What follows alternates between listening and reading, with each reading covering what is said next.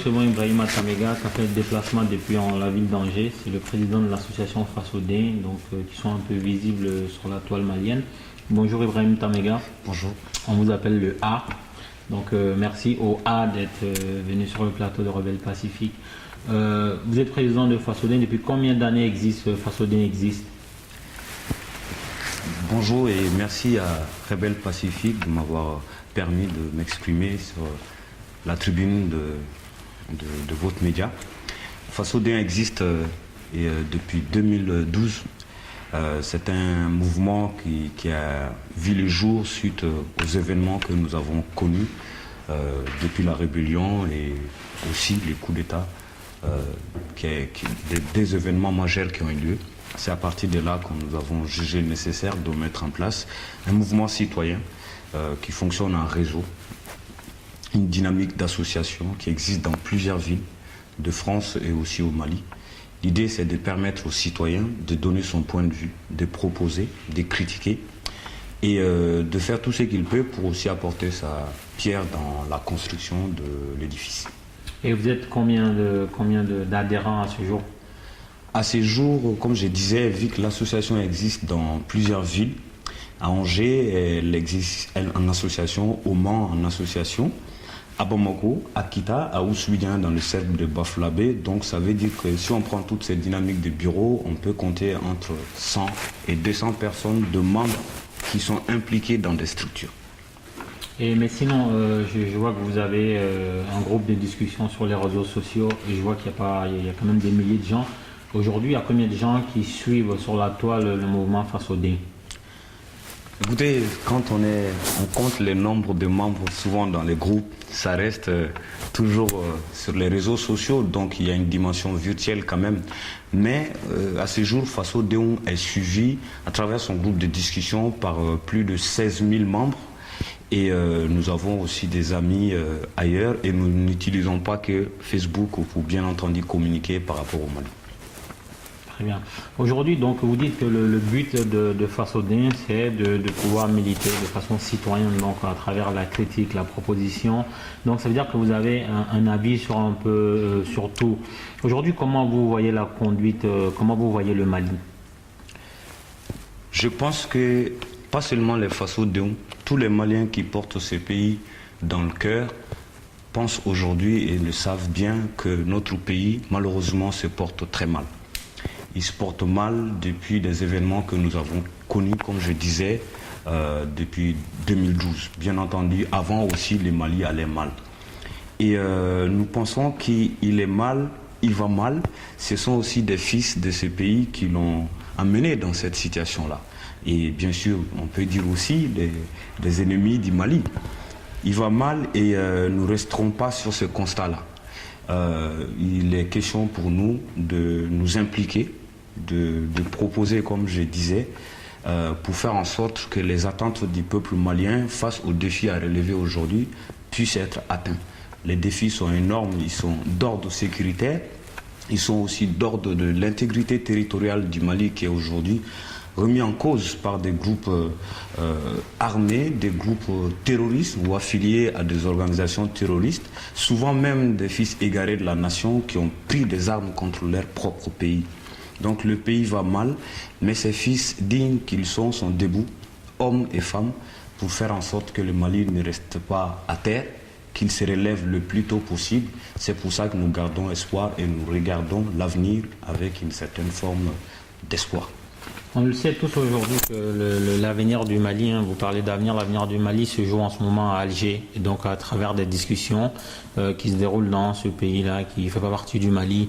Et donc l'État central du Mali a envoyé des négociateurs qui doivent discuter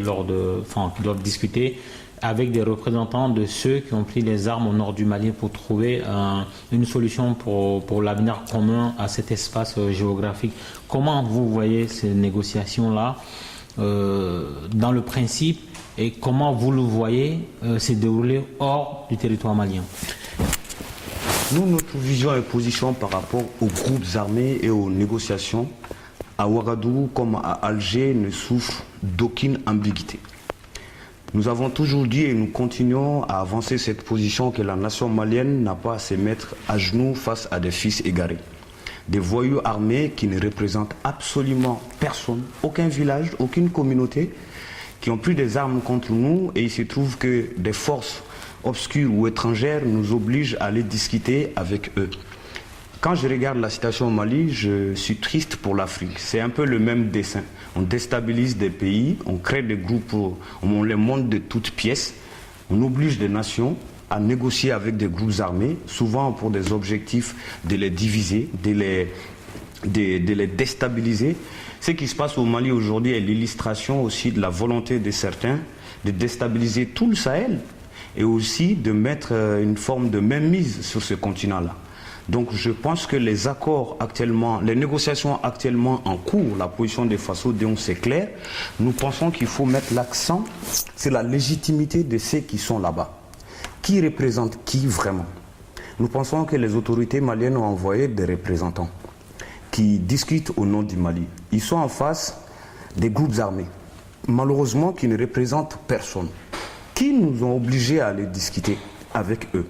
Je pense qu'il faut faire très très attention de ce qui peut sortir des négociations d'Alger. Il ne faudrait pas répéter la même chose qui s'est passée dans les précédentes années, c'est-à-dire leur accorder une quelconque forme d'autonomie, de fédéralisme, de traitement spécifique des régions nord du Mali par rapport aux autres régions. Nous pensons que c'est absurde. Tout le Mali connaît des problèmes et on n'a pas à prendre des armes pour revendiquer ou en tout cas pour faire savoir des problèmes. Nous sommes tous des fils de ce pays. S'il y a des problèmes, on doit les gérer ensemble, collectivement. Chacun doit amener sa propre contribution pour faire face à ces défis. Ce n'est pas à chaque fois en prenant des armes contre son pays qu'on va se faire entendre.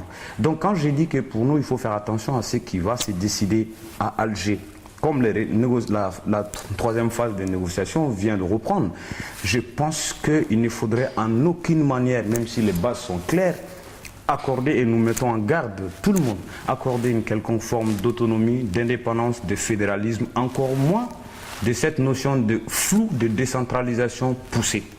Parce que ce qui se passe, il ne va pas avoir de décentralisation poussée au nord du Mali plus que les autres régions.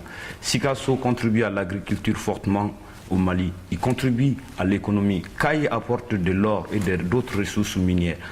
Mopti est excellent dans la pêche, mais ils ont aussi des problèmes. Kaye a ses problèmes, Sikasso a ses problèmes, Koulikoro, Gao, Tombouctou, toutes les régions du Mali connaissent des difficultés. Je pense qu'il faut un vrai programme de développement de l'ensemble des régions du Mali et un autre volet qui consisterait à gérer des difficultés spécifiques de chaque région. Donc, au sortir de ces négociations, qu'on ne dise pas désormais c'est le Nord qui est favorisé, on va donner un programme spécial pour développer le Nord alors qu'il y a des problèmes partout. L'histoire nous a démontré que dans les précédentes rébellions, quand ça s'est passé comme ça et qu'on a voté des sommes faramineuses pour le développement du Nord, on a confié ces projets de développement aux ressortissants du Nord, à nos compatriotes du Nord. Malheureusement, ce sont les mêmes qu'on voit aujourd'hui qui ont détourné ces sommes d'argent pour acheter des armes et préparer d'autres conflits armés au Mali. Donc cette fois-ci, nous pensons qu'il faut éviter les mêmes erreurs du passé. Alger, en réalité, tout le monde le sait, si on pose la question aux Maliens, est-ce que vous êtes pour que les autorités maliennes aillent discuter à Alger avec les groupes armés? La majeure partie des Maliens vous diront non. Mais on respecte, pour ne pas dire qu'on est fermé aux négociations, au dialogue. Nous sommes là, mais bien entendu, pour nous, face aux deux, tous ces groupes qui ont pris des armes, qui ont violé des femmes, qui ont tué des civils et des militaires, qui ont détruit nos écoles, nos édifices, sont des organisations terroristes. Bien qu'on essaie de leur donner d'autres types de noms, pour nous, ce sont des organisations terroristes avec qui le Mali n'a pas à négocier quoi que ce soit, encore moins son intégrité territoriale. On sait aussi que les combattants, enfin, comme vous l'avez dit, des terroristes, mais on les appelle religieusement des combattants du MNLA, du MAA, du HUA. Tous ces gens-là, on sait que on nous les présente comme étant des organisations homogènes, comme si tout le monde était entre guillemets Touareg, mais en fait il y a des mercenaires, il y a des gens qui sont à la solde de lobbies qui sont plus puissants que le Mali, et donc le MNLA ne les contrôle pas. C'est-à-dire que Est-ce que de votre avis, si demain il y a un accord qui est signé à Alger ou même un désaccord, est-ce qu'on peut faire confiance au MNLA si toutefois cet accord-là est favorable au principe d'intégrité du Mali, au principe de non-fédéralisme, au principe de non-autonomie du Mali ou d'une région du Mali? Est-ce qu'aujourd'hui, quelqu'un ou vous avez les garanties que le MNLA pourrait respecter sa part du deal? Je disais tout à l'heure que notre position ne souffre d'aucune ambiguïté. Nous pensons avec conviction qu'il faut interpeller tous les dirigeants de ces groupes armés qui, pour nous, ne sont pas crédibles, qui ont pris les armes contre le Mali. Comment voulez-vous qu'on fasse confiance à des hommes qui ont égorgé des centaines de militaires maliens, qui ont violé leurs propres sœurs, qui ont brûlé des écoles que la nation a construites dans la partie septentrionale du Mali? Comment voulez-vous que la nation malienne, même la communauté internationale, fasse confiance à des groupes armés qui ont clairement, et souvent sur les plateaux des médias occidentaux, qui ont clairement officialisé leur alliance avec des organisations qu'on appelle organisations terroristes? Entre guillemets, le 20 mai 2010, j'étais à une conférence de presse du MNLA où il disait clairement il y avait toute l'intelligence du MNLA, Bilal Ag-Sherif, Mamadou Djeri Maïga, Moussa Aga Tayar, Moussa Aga Sarid et d'autres j'en passe. Ils ont clairement dit nous avons fait un mariage de raison avec Ansardine. Ansardine est reconnue officiellement à l'échelle mondiale comme organisation terroriste. Je vous laisse continuer. Je pense qu'effectivement, vous l'avez dit, c'est avec Ansardine qu'ils ont officialisé. Je me rappelle sur le plateau de France 24, où un des représentants de l'organisation terroriste MNLA était venu pour dire que désormais ils sont avec les islamistes dans le but de mettre en place un État islamique dans le nord du Mali. Donc nous pensons, si la volonté de la communauté internationale, du peuple malien est de lutter contre des organisations criminelles, contre des organisations terroristes, le MNLA fait partie. Pour rien au monde, nous n'accepterons qu'on essaie de redorer les blasons de ce groupe alors qu'il est aussi reconnu coupable de crimes. Les dirigeants du MNLA ont le sang sur les mains. Ils doivent répondre devant la justice malienne. Aujourd'hui, la justice, on tape beaucoup de tambours à Bamako pour faire entendre la justice. On inquiète des gens qui auraient détourné des sommes d'argent. On met en prison des militaires maliens de la République qui ont commis des crimes ou des délits aussi. Et c'est tant mieux. Mais qu'on mette en prison aussi les membres de ces groupes armés qui ont égorgé nos militaires, qui ont violé nos sœurs et nos mères, qui ont détruit nos écoles. Et nous pensons qu'on ne peut pas traiter les dirigeants du MNLA comme des gens fiables, maintenir des militaires maliens en prison, chasser notre ex-président de la République, même si c'est suite à un coup d'État. Aujourd'hui, il est à l'étranger, il vit à l'étranger. Il a des choses, certes, peut-être à répondre face au peuple malien. Mais si on doit poursuivre l'ancien chef d'État, si on doit mettre des militaires en prison parce qu'ils ont commis des erreurs à Bamako, ils ont commis des crimes, si certains d'entre eux sont en prison, je pense au capitaine Sanogo aujourd'hui, pour moi, il faut mettre tous les criminels en prison. On ne peut pas dire, toi, tu es criminel, l'autre ne l'est pas parce que j'ai des affinités avec lui. Non, tous les ennemis de la nation malienne, s'ils sont maliens et qu'ils ont commis des crimes au Mali, doivent répondre devant la justice malienne ou internationale. Très bien, donc pour conclure en 30 secondes, je vous laisse adresser un message au peuple de Fasso-Déon. Fasso-Déon n'est pas seulement un mouvement qui critique, un mouvement citoyen qui critique. Je disais tout à l'heure, nous avons notre point de vue par rapport à la situation actuelle du Mali. Nous pensons que aussi c'est notre devoir de proposer. Par rapport aux enjeux sécuritaires surtout, il est temps, cette crise qu'on connaît aujourd'hui depuis 2010 nous a permis de comprendre au moins les tares de notre pays, les problèmes de notre société. On s'est rendu compte qu'on n'avait pas une armée vraiment solide à tel point que la sécurité de la nation peut ne pas être infaillible. Nous pensons qu'il faut doubler de projets pour restaurer, pour restructurer notre armée, lui donner tous les moyens de garantir la sécurité des citoyens, de garantir la paix. La paix aussi, nous pensons, nous l'avons dit au sein des Fasso-Déon, que ce n'est pas les négociations d'Alger, de Ouagadougou, des rencontres à l'ONU qui vont permettre de réconcilier les cœurs des Maliens. Ce sont les Maliens entre eux-mêmes qui vont pouvoir se réconcilier. Pour ça, nous faisons confiance aux griots, les hommes de la médiation sociale, qu'on ne les sous-estime pas, qu'on leur donne les moyens de réconcilier les cœurs des Maliens. C'est leur rôle dans notre société. C'est eux qui peuvent, à travers leur sonorité musicale, nous rappeler notre histoire, d'où on vient. On sait comment réconcilier les Maliens.